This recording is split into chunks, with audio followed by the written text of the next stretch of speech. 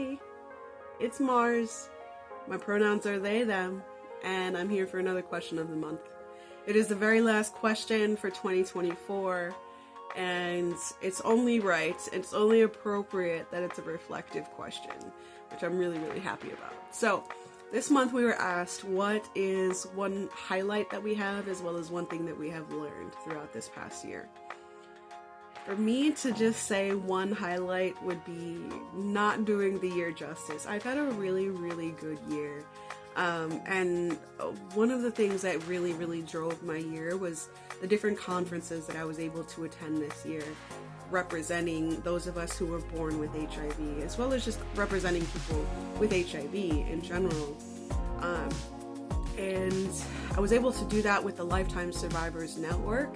They so graciously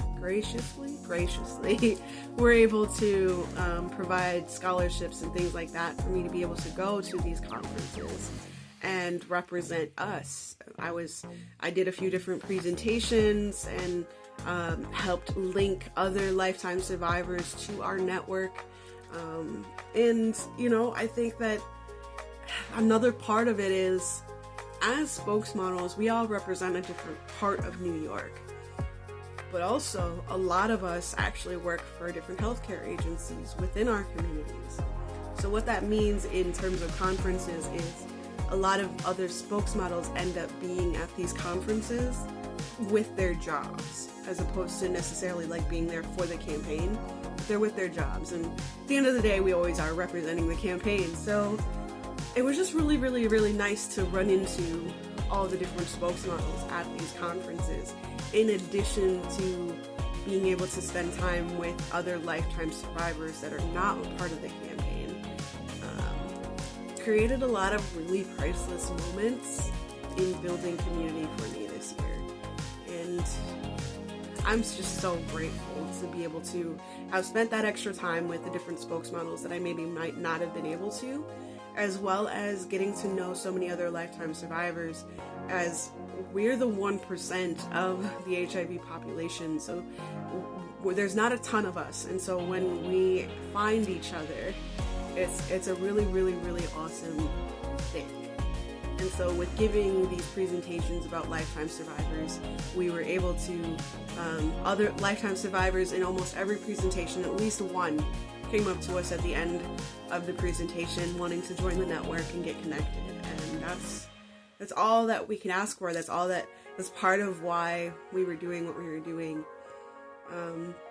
Another quick highlight is that with all of the work that I did this year, part of that work was with the AIDS Institute, and they've also helped grant me a lot of different opportunities to really speak and advocate for Lifetime survivors and really call attention to the different health issues and things that we're experiencing as younger adults that need to be considered when we're talking about the aging population of HIV. So I would say the combination of those things were really, really my highlights for this year.